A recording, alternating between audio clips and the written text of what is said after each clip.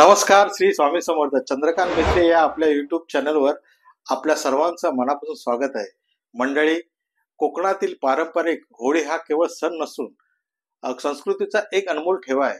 इथे होळी जळत नाही तर मनातील राग, द्वेष आणि दुःखांचा निशेष होत असतो. उत्साह, भक्ती आणि परंपरेचा मिलाप असलेला हा सोहळा अनुभवण्यासाठी चला पाहूया कुडाळ तालुक्यातील आमच्या कसाल गावातील अनोखी आणि भव्य होळी उत्सवाची परंपरा.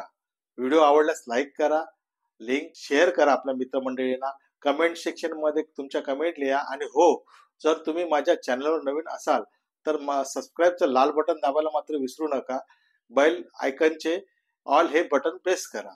तर चला मित्रांनो, आपण आज पाहूया कसाल गावातील 5 दिवस साजरी होणारी या होळीची अनोखी परंपरा. नमस्कार. कसालची जी होळी आहे, होळी पौर्णिमा महोत्सव म्हणून आपण जो साजरा केला जातो, तो फाल्गुन पौर्णिमेला होळीचे पूजन करून म्हणजे आंब्याच्या झाडाचे पूजन करून त्याची तोड करून संध्याकाळी इथे होळी आणली जाते आणि दुसऱ्या दिवशी या होळीचं या ठिकाणी पूजन केलं जातं आणि त्या होळी पौर्णिमेपासून 5 दिवसापर्यंत हा कार्यक्रम चालतो. प्राचीन संस्कृतीच्या उगमस्थानी निसर्ग आणि देवभक्तीचा अद्भुत संगम असतो. गावाच्या मुळाशी असलेल्या या श्रद्धेच्या जडणघडणीस अनेक वर्षांची परंपरा लाभलेली असते. असाच परंपरांचा वारसा असलेल्या सिंधुदुर्गातील कसाल गावात होळीचा हा पवित्र सण एकत्र येण्याचा, नवचैतन्याचा आणि ईश्वरी कृपेचा सोहळा आहे.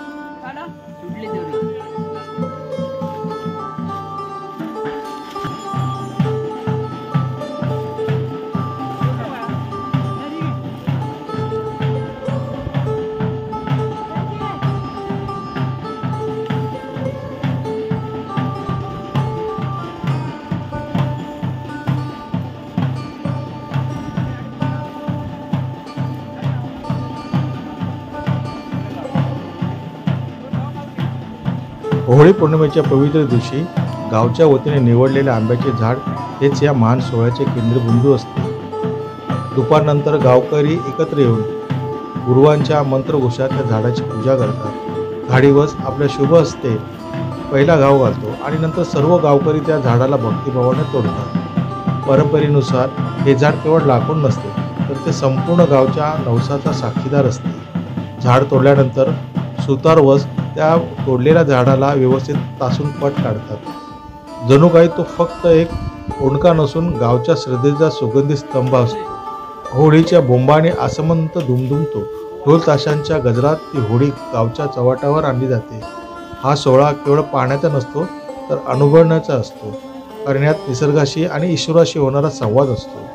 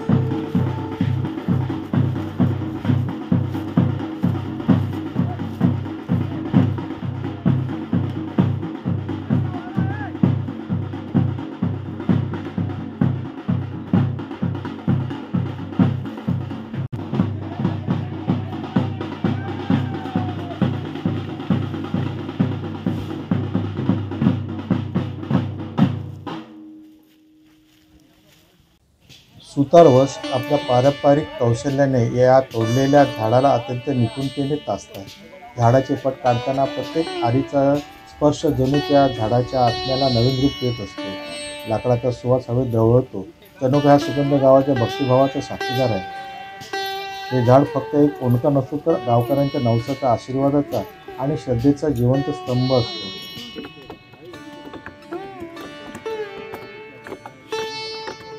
जेव्हा हे झाड होळीच्या चव्हाट्यावर नेले जाते तेव्हा त्याच्याकडे पाहून प्रत्येक गावकऱ्याला अभिमान वाटतो. कारण हा केवळ एक झाडाचा प्रवास नसतो, तर संपूर्ण गावाच्या परंपरेचा, भक्तीचा आणि एकतेचा प्रतिकात्मक विजय असतो.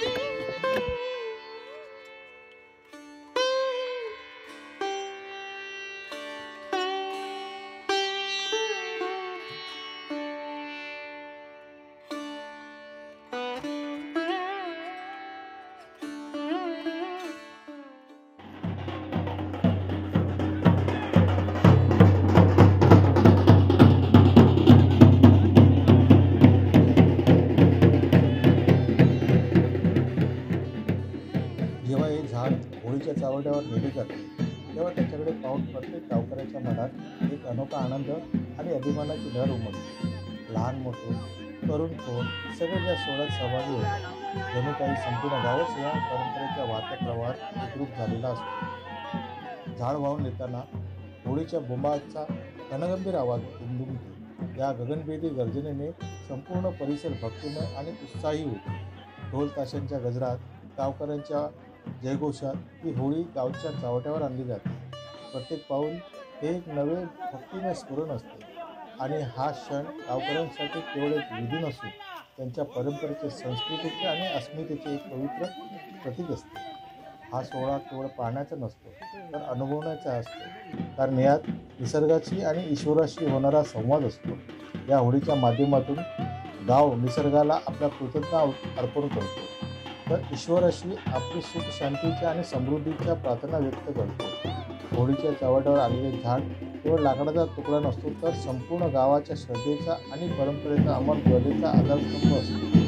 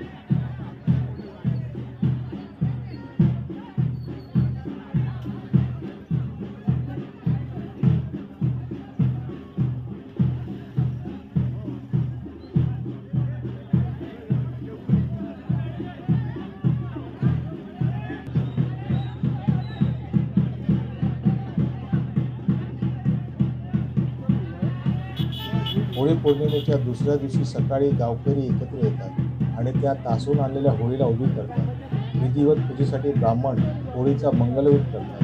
एकत्र येऊन संपूर्ण गावकऱ्यांनी होळीला गळाभेट देण्याची ही अनोखी प्रथा. गावच्या मानकऱ्यांमध्ये संचारलेल्या शक्तीमुळे होळी ते परिसरात मेळ्यांचा सोळा रंग. आपल्या समस्या, अडचणी, घरगुती चिंता यांचे निरसन मिळावे म्हणून गावकरी होळीकडे आपली श्रद्धा अर्पण करतात. पवित्र ज्वालांमध्ये रखवालीचा नारळ अर्पण करून संपूर्ण कुटुंबावर कृपादृष्टी राहावी अशी प्रार्थना केली जाते.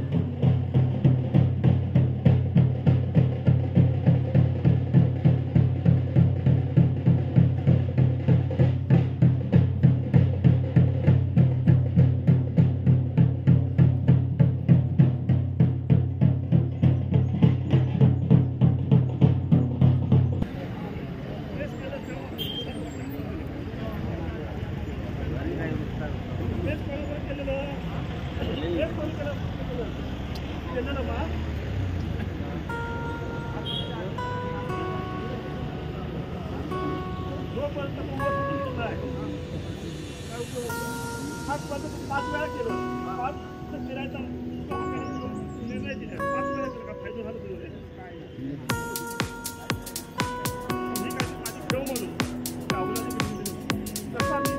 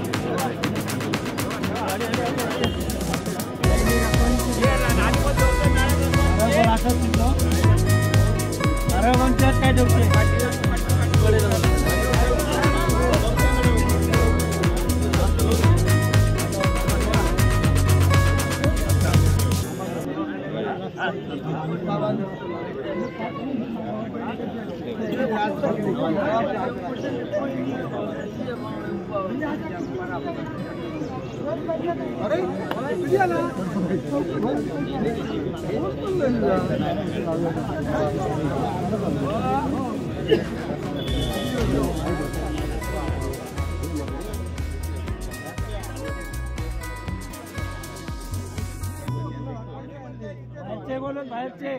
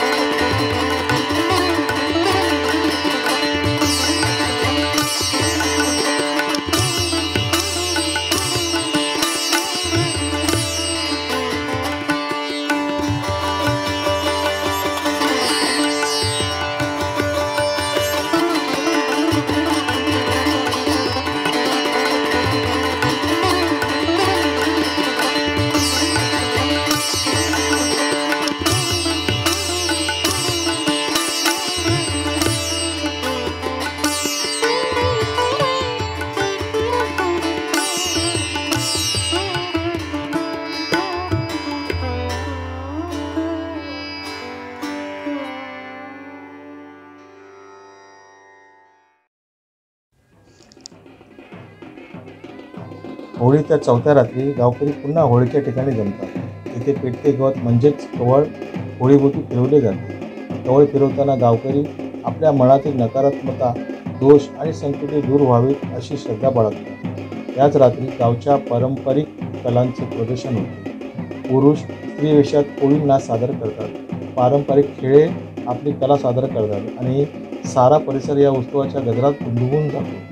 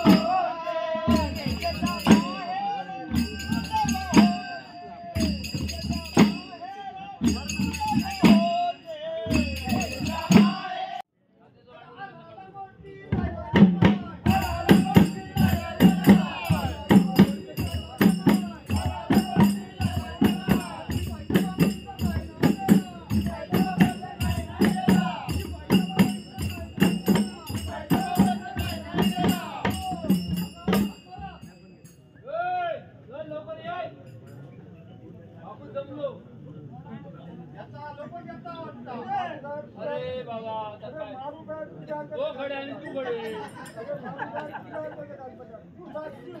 साक्षी पण आता बाजूच हा बरं चालतं हो ते का दिले आणि तू काय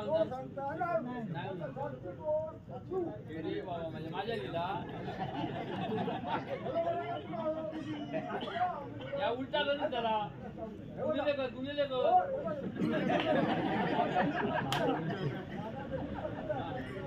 भागीदार करून दे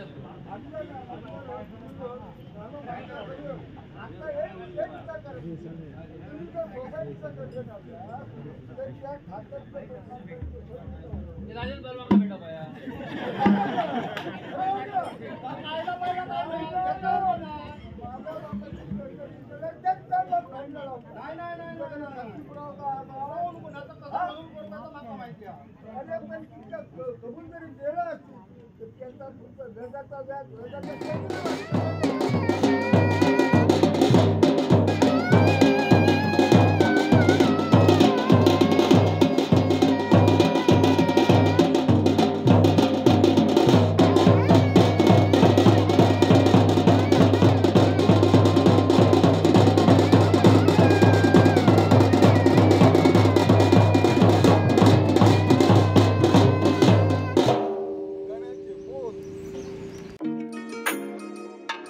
होळीच्या 5व्या दिवशी गावकरी मोठ्या संख्येने एकत्र येतात. ग्रामदेवतेच्या मंदिरातून भाडीवस तीर्थ आणतो. गावातील कुंभाराने खास होळीकरिता बनवलेल्या नवीन घड्यात हे तीर्थ मिसळून न्हावण केले जाते. याच दिवशी घोडेमोड ही अनोखी परंपरा पार पडते. त्यात बुटीबुटीच्या लढाया होतात, ज्या गावकऱ्यांच्या शौर्याच्या आणि ऐक्याच्या प्रतीक असतात. शेवटी होळीभोवती अग्नी प्रज्वलित करून ती होळी जाळली जाते.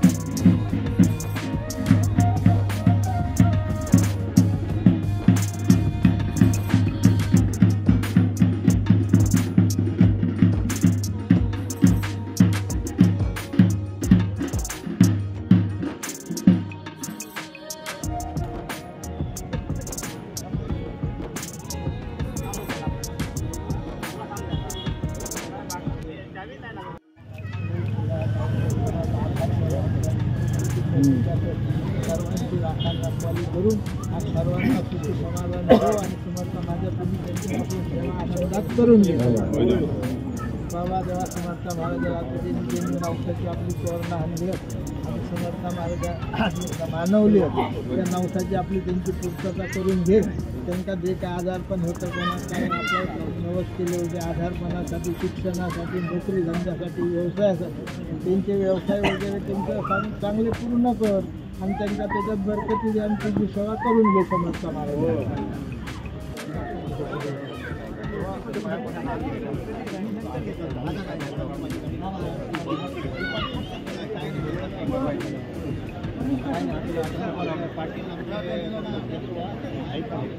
आता जो शेवटचा कार्यक्रम झाला हा त्याला धुळवड म्हटली जाते. खऱ्या अर्थाने तो रंगपंचमीचा कार्यक्रम आहे, पण अनादी काळापासून म्हणजे त्यावेळी रंग वगैरे खर्चिक बाब असल्यामुळे धूळ उडून त्याची सांगता केली जाते. अशा प्रकारे 5 दिवस हा या ठिकाणी कार्यक्रम होत असतो, सालाबाद प्रमाणे होत असतो. आणि शेवटचा जो असतो ते राखण रखवालीचे संपूर्ण गावाघराचे राखण रखवालीचे नारळ, नवस वगैरे जे असतात त्याची फेड केली जाते. तो कार्यक्रम आताच झालाय. आणि जे घोडेमोड म्हणून हा जो प्रकार असतो, त्यानंतर आदल्या दिवशी म्हणजे चौथ्या दिवशी आपल्याकडे या ठिकाणी गोमुचा नाच वगैरे हा जो प्रकार असतो त्याला कोळीण म्हणतात. आपल्या या भागामध्ये कोळणीचा नाच होतो. प्रत्येक मांडावरती भजन केलं जातं 5 दिवस. त्याला थाप मारणे असं म्हणतात. पहिल्या दिवशी मंदिरामध्ये गेले जातं, मंदिरापर्यंत मांडावरती, आणि 4 दिवस होळीची पूजा केली जाते. केली जाते आणि त्यातून गावकरी धुळवड अशा साजरी प्रकारे करतात. हा 5 दिवसाचा कार्यक्रम या गावामध्ये साजरा केला जातो.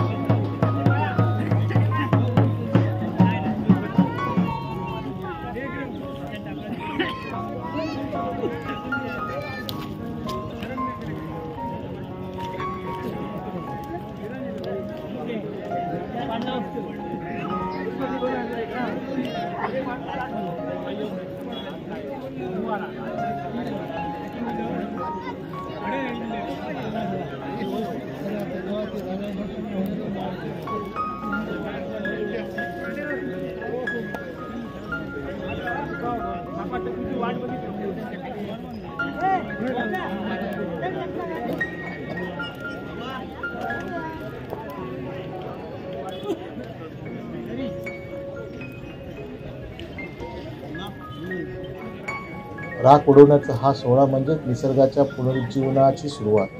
गावकरी या होळीतील न्हावण आपल्या घरी नेतात आणि संपूर्ण वर्ष सुख समृद्धीचे जावो अशी प्रार्थना करतात.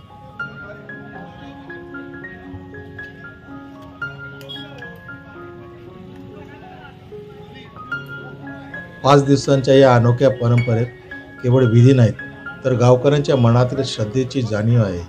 ही होळी म्हणजे एकजूट, परंपरा आणि भक्तीचे प्रतीक आहे. ज्याप्रमाणे होळीच्या ज्वाळांमध्ये सर्व वाईट गोष्टी जळून जातात, त्याचप्रमाणे नवे विचार, नवा प्रकाश आणि नवचैतन्य यंदाच्या होळीने संपूर्ण गावात येवो हीच प्रार्थना. कसालगावची होळी केवळ एक सण नाही, तर भक्ती, प्रेम आणि संस्कृतीचा एक अखंड प्रवाह आहे, जो वर्षानुवर्षे असाच वाहत राहो.